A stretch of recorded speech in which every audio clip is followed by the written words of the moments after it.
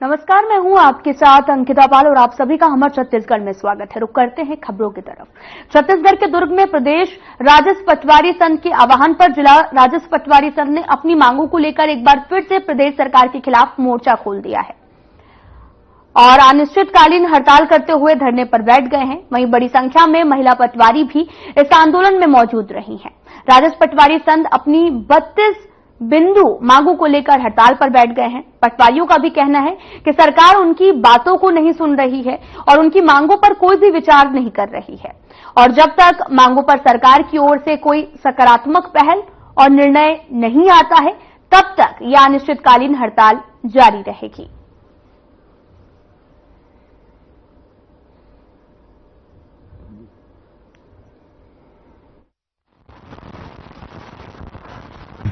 हमारी पुरानी मांगे भी है इसमें, अभी पुरानी और अभी वर्तमान की मांगे मिलाकर हमारी 32 सूत्री मांगे हैं। हमारी मुख्य मांगे हैं जो सारंगढ़ अपने क्षेत्र में पटवारी को कलेक्टर महोदय द्वारा निलंबित कर दिया गया, जिसमें खसरा संकलन, विलोपन और DST हटाने वाली जो गतिविधि बताई गई जो पटवारी आईडी में बिल्कुल नहीं है। पटवारी आईडी में न होने के कारण से उनको दोषी ठहराकर निलंबित किया गया, जो कि एकदम गलत है।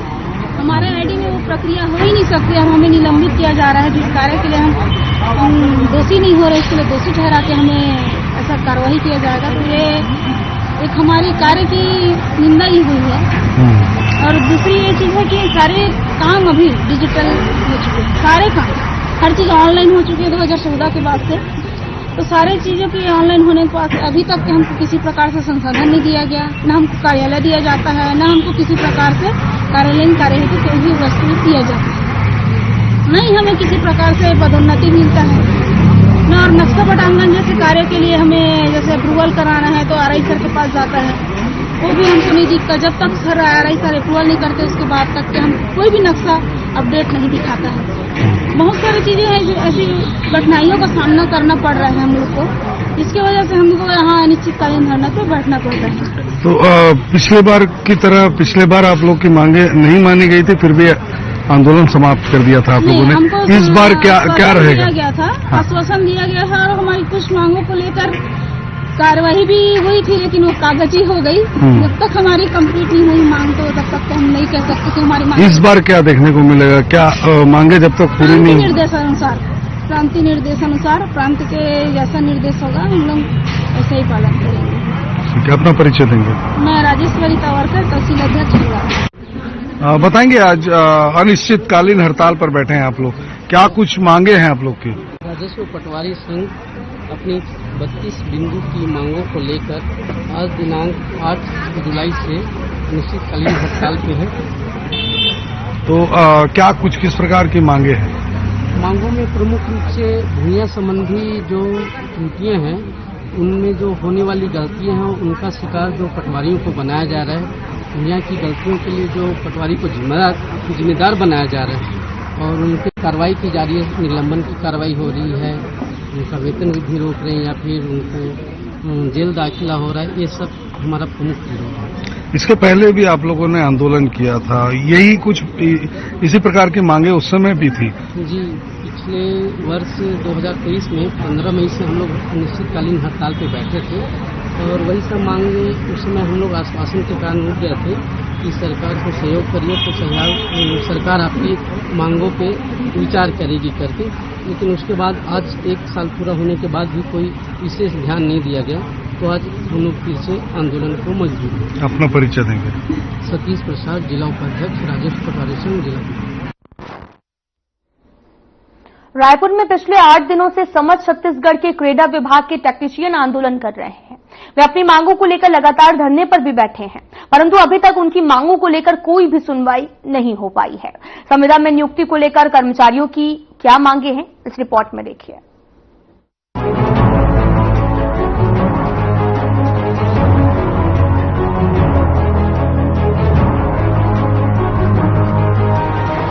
रायपुर में पिछले 8 दिनों से समझ छत्तीसगढ़ के क्रेडा विभाग के टेक्नीशियन आंदोलन कर रहे हैं। वे अपनी मांगों को लेकर लगातार धरने पर बैठे हुए हैं, परंतु अभी तक उनकी मांगों को लेकर कोई भी सुनवाई नहीं हो पाई है। टेक्नीशियन शासन प्रशासन का ध्यान अपनी तरफ करने के लिए अपना सिर तक मुंडन करवाए ताकि उनकी मांगों को लेकर सुनवाई की जा सके। उनकी मांग है कि अनुबंध प्रथा बंद कर संविदा में नियुक्ति दी जाए। इस मांग को लेकर उन्हें लिखित में जवाब चाहिए, परंतु प्रशासन की तरफ से अभी तक भर्ती को लेकर कोई भी जवाब नहीं मिल पाया है। टेक्नीशियन लोगों ने आंदोलन के लिए 8 दिनों का समय मांगा था, लेकिन 6 जुलाई से नई भर्ती प्रक्रिया शुरू कर दी गई है, जिससे वे काफी ज्यादा निराश हैं। क्रेडा का धरना लगातार 8 दिनों से चल रहा है। फिर एक बार हम लोग धरना स्थल में पहुंचे हैं। यहाँ जिस तरीके से इस हालात को देखते हैं कि 8 दिन से जिस तरीके से ये लोग बैठ के धरना दे रहे हैं, इनका कोई ज्यादा बड़ी मांग है नहीं। देखते हैं दरअसल मांग क्या है, इसके लिए इतनी बड़ी आंदोलन कर रहे हैं, क्या इतनी बड़ी मांग लेके बैठे हैं, क्या चाहते हैं ये लोग। हमारे साथ जिस तरीके से पहले जब अपन इसकी न्यूज कवरेज करने आए थे, उस समय एक बात हुई थी कि अगर शासन इनकी बात मान लेती है तो वे लोग अपने अपने जगह जाएंगे, अपने क्लस्टर स्तर में, और जाके वहां पे काम करेंगे। लेकिन जिस तरीके से इनकी मांगे नहीं माना गया है, तो फिर से वे लोग लगातार अपना जो डेट है धरने का उसको बढ़ाते जा रहे हैं। कलेक्टर जा रहे हैं, वहां आवेदन दे के इस डेट को बढ़ा के फिर से वे लोग धरने पे बैठे हैं।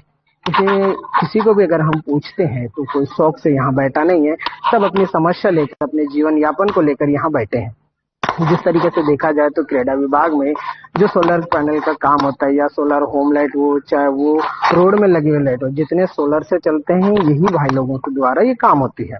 लेकिन जिस तरीके से वे लोग धरने के ऊपर धरना डेट बढ़ा के करने की तात्पर्य क्या है, क्यों इतनी बड़ी धरना वे लोग दे रहे हैं, और आगे वे लोगों का रणनीति क्या है, क्या चाहते हैं, शासन से ये लोग क्या चाह रहे हैं, क्यों इतनी बड़ी आंदोलन का ये रूप लेने जा रहा है। पूछते हैं भाई से, क्या नाम लिखा है? तलविंदर सिंह। क्या नाम है? नारायणपुर जी से। तलविंदर सिंह, जिला नारायणपुर से। क्यों इतनी बड़ा धरना को आप लोग एक मतलब महारूप लेने जा रहा है आपकी धरना, क्यों? सर अभी तक हम लोग जो मांग रखे हैं अभी तक वो पूरा नहीं हो पाया है। हमारा जब एक ही मांग है, अनुबंध प्रथा बंद करके संविदा में नियुक्ति दे। और कितने दिन आप लोग ऐसे बैठे रहोगे? जब तक हम लोग का मांग पूरा नहीं हो जाता तब तक हम बैठे ही रहेंगे। यानी अनिश्चितकालीन हड़ताल ये लगातार चलते रहेगा, डे नाइट आप लोग यहीं रहते हो? जी।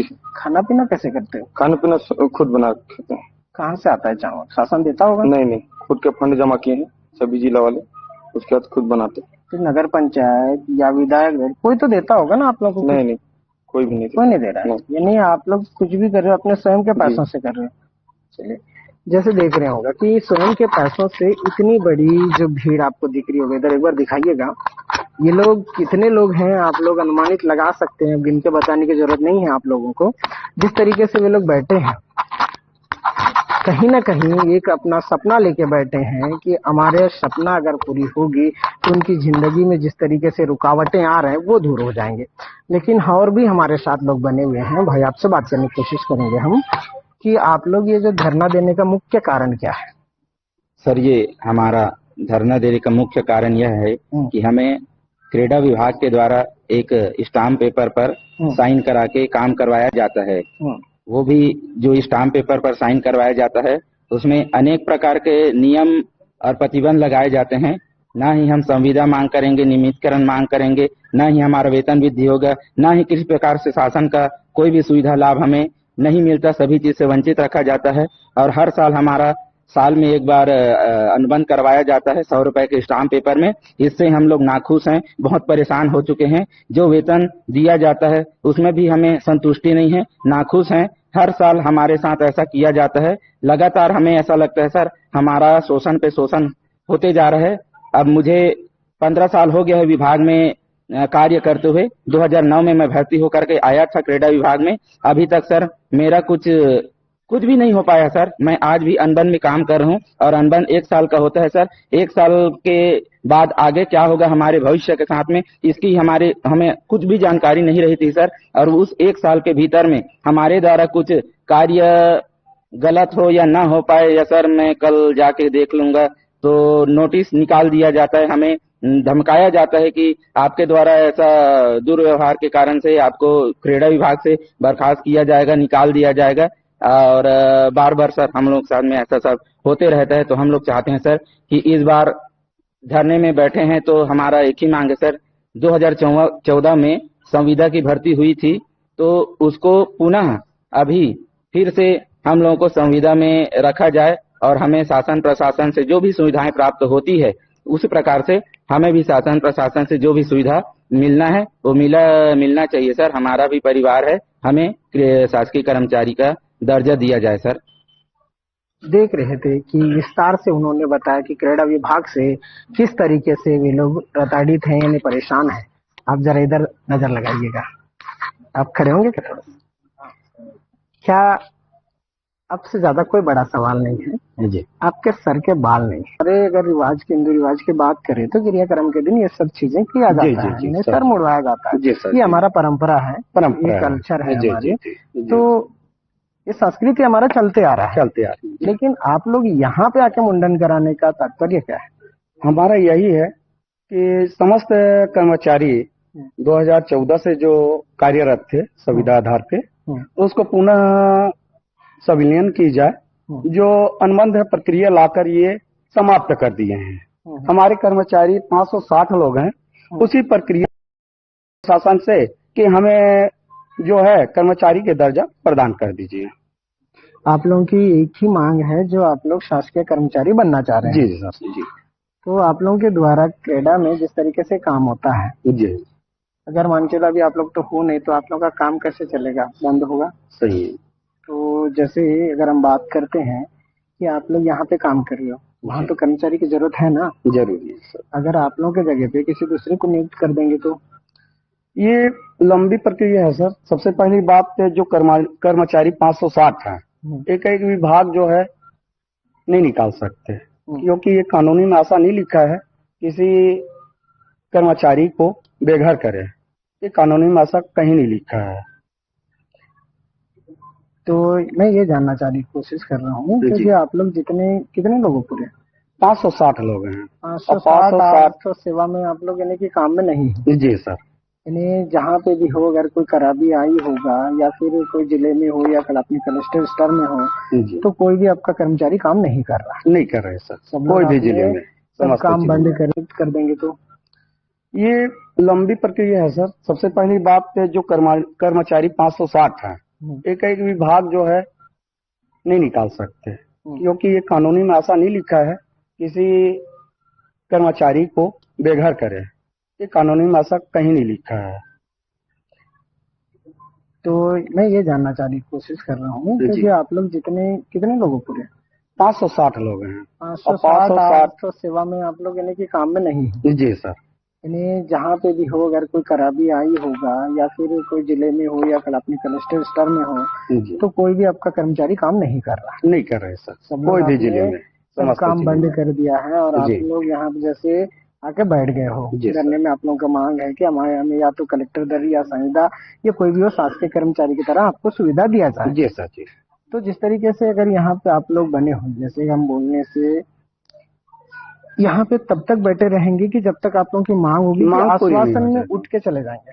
नहीं, हमारी मांग शासन प्रशासन जब तक लिख के नहीं देंगे तब तक हम लिखित ही प्रूफ मांगेंगे। हाँ जी, हमारे साथ बहुत नहीं बहुत हो गया सर, नियम परिवर्तन बहुत हो गए। 9 साल से हमारे साथ शोषण किया जा रहा है विभाग। ये विभाग की एक विडम्बना है कि हमारे साथ नियम कभी 12 नियम, 15 नियम, कभी 16 नियम, 21 नियम, ये बनाते बनाते हम लोग का एक शोषण किया जा रहा है, अत्याचार कर रहे हैं। हमारा हक है कि हम लोग बिजली और अपना नल जल जितने भी आते हैं, सोलर से चलने वाली जितने संयंत्र है, रख रखाव की उसी के ही दम पे आज शासन और सीओ जो है इनाम पा रही है। हमारे क्रेडिट विभाग के जितने भी अधिकारी हैं उसका जो है अवार्ड उन्हीं को दिया जा रहा है। हम लोगों के सिर्फ शोषण किए जा रहे हैं। यानी विस्तार से अगर आप इनकी बातों को गौर करेंगे तो कहीं ना कहीं वे लोग एक शोषण के शिकार होते हुए नजर आ रहे हैं। यानी कि ये लोग शासन के प्रति जो भरोसा होता है, विश्वास होता है, वो उनके नजरों से अगर हम देखते हैं तो उनके लिए वो टूटता नजर आ रहा है। लेकिन देखना होगा, यहाँ काफी सारे लोग बैठे हुए हैं। जिस तरीके से अगर हम यहाँ पे देखते हैं तो यहाँ कोई ऐसा व्यक्ति नहीं बैठा होगा जो पूंजीपति व्यक्ति हो या फिर कोई पैसा वाला व्यक्ति हो या कोई अमीर फैमिली से आता हो। यहाँ सभी के सभी गरीब और आदिवासी की लोग ही बैठे हुए नजर आ रहे हैं। अगर देखते हैं कि अगर यहाँ के मुख्यमंत्री की अगर हम बात करते हैं तो वो भी एक आदिवासी नेता है। अगर यहाँ के विधायकों की अगर हम बात करते हैं तो भी वो भी आदिवासियों में से ही गिने जाते हैं। जहाँ तक कि अगर हम पंचायतों की भी बात करते हैं तो वहाँ पे भी आदिवासी ही नेता दिखाई देते हैं।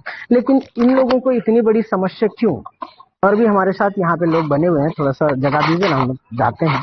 काफी सारे लोग यहाँ पे आए हुए हैं, कहाँ से आए हैं और क्यों बैठे हैं, आप लोग तो विस्तार से आप जान ही रहे होंगे कि किस तरीके से ये लोग समस्या झेल रहे हैं। क्या नाम लिखते हैं आप? खड़े हुए हैं, कहाँ से हैं आप? मैं नारायणपुर जिला से। गौर कीजिएगा, नारायणपुर जिला वही है जो बस्तर की एक सेफ जोन, जहाँ से अगर बीजापुर और नारायणपुर और दंतेवाड़ा की अगर हम बात करते हैं तो ये जो अबूझमाड़ का इलाका है ये 3 जगहों से होकर जाया जाता है। यानी कि ये अबूझमाड़ को सेफ जोन इसीलिए कहा जाता है कि आप अबूझमाड़ बोलने से आप समझ ही गए। कर वो आप रखिएगा, हम इनसे बात करने की। आप कहाँ नारायणपुर से हैं? कहाँ एकदम प्रॉपर सिटी में है कि आप गाँव में? मैं आंध्र क्षेत्र में जाता हूँ। कौन से गाँव? बहुत अबूझमाड़ एरिया में। नहीं, अबूझमाड़ एरिया में आप जाते हैं? मैं नारायणपुर में रहता हूँ। वहाँ से फील्ड जाते हैं, कांग्रेस क्लस्टर में है जहाँ पे वहाँ नक्सली लोग का वहाँ हमेशा छाया रहता है। हाँ, अबूझमाड़ सेफ जोन कहा जाता है क्योंकि वो जंगली इलाका है और वहाँ पे आदिवासी लोग रहते हैं और वहाँ पे कोई मूलभूत सुविधा की अगर हम बात करें तो वो नहीं है। और वहाँ का जो समस्या है वो तो हम तो देखते आ रहे हैं क्योंकि इंद्रावती को क्रॉस करके जाना पड़ता है। क्रीड़ा विभाग के टेक्नीशियन संविदा में नियुक्ति को लेकर लगातार प्रदर्शन कर रहे हैं और नई भर्ती प्रक्रिया शुरू हो जाने से वे काफी ज्यादा निराश हैं। अब देखना ये होगा कि प्रशासन द्वारा इनकी मांगों को लेकर क्या कदम उठाए जा रहे हैं।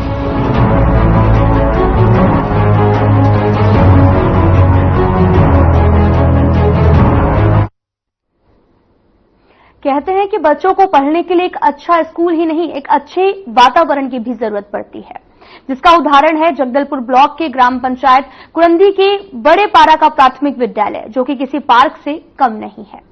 स्कूल के कमरों में शिक्षाप्रद पेंटिंग की गई है जो कि बेहद ही खूबसूरत है। गौरतलब है कि आपको बताते चले कि शाला प्रमुख एसके चंद्रवंशी की मेहनत दिख रही है। देखिए इस रिपोर्ट में।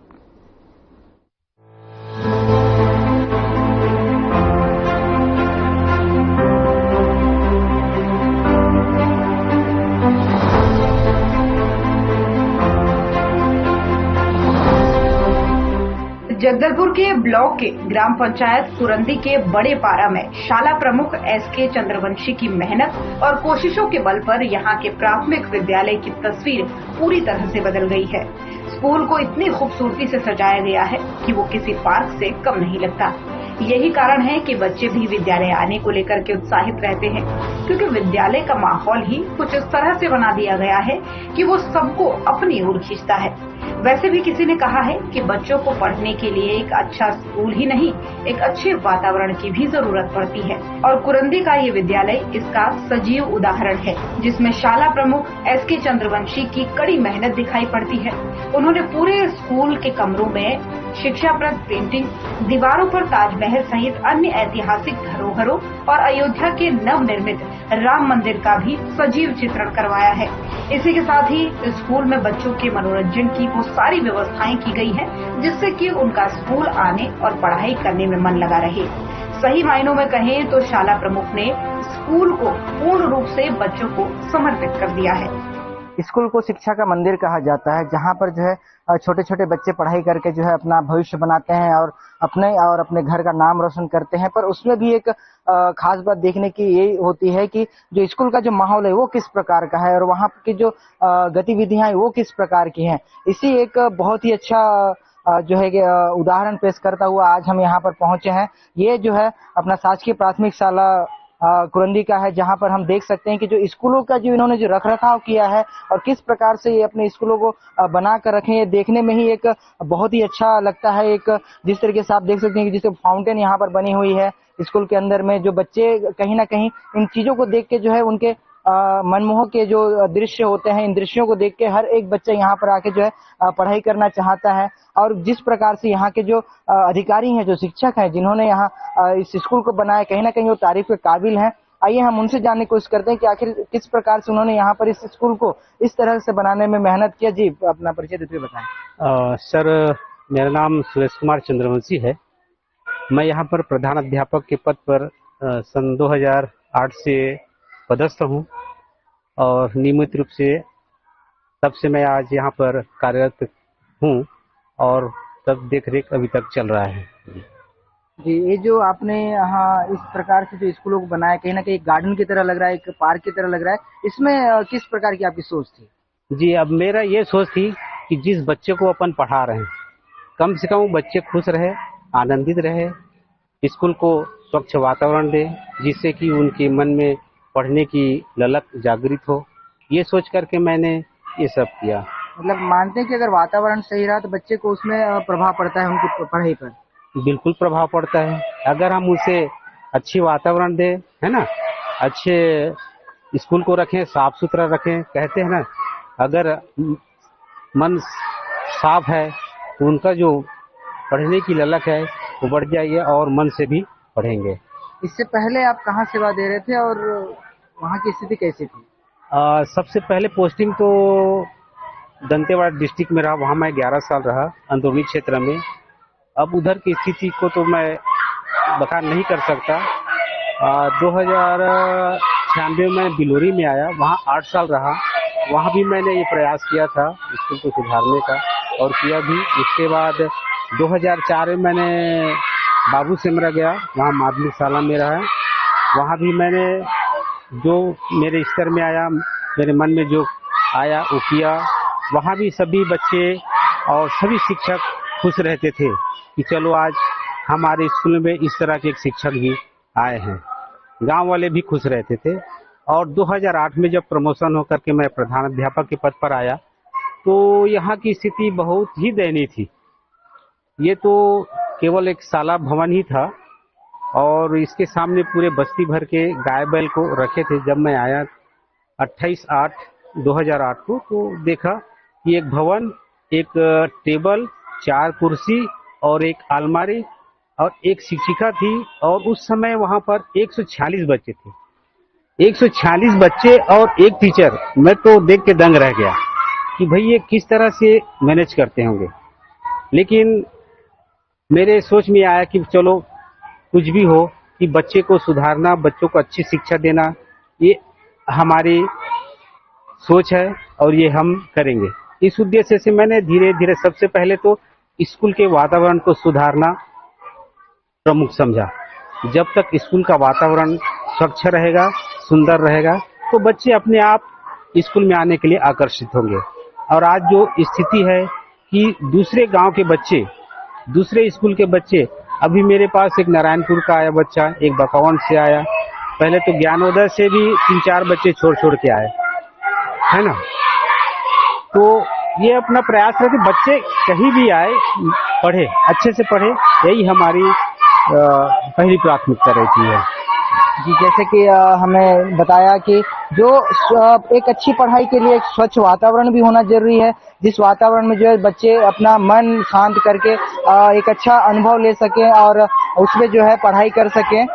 जैसे कि हमारे पास और भी जो टीचर हैं हम उनसे बात करने की कोशिश करें कि जब वो यहाँ पर आए तो उन्होंने क्या देखा और उन्हें इस माहौल में आकर जो है पढ़ाते हुए या फिर कार्य करते हुए कैसा लग रहा है। जी, अपना परिचय देते हुए बताएं। मेरा नाम इंदी प्रियंका राव है और मैं सहायक शिक्षक के पद पर इस थाना में पदस्थ हूँ। कब से आप यहाँ पर? मुझे अभी ज्वाइन किए हुए कम से कम 2 महीने हो चुके हैं। 2 महीने हो चुके। इससे पहले आप कहीं पर थे या फिर पहली पोस्टिंग है आपकी? नहीं, इससे पहले। क्लास बोर्ड में इतना ही। नमस्कार।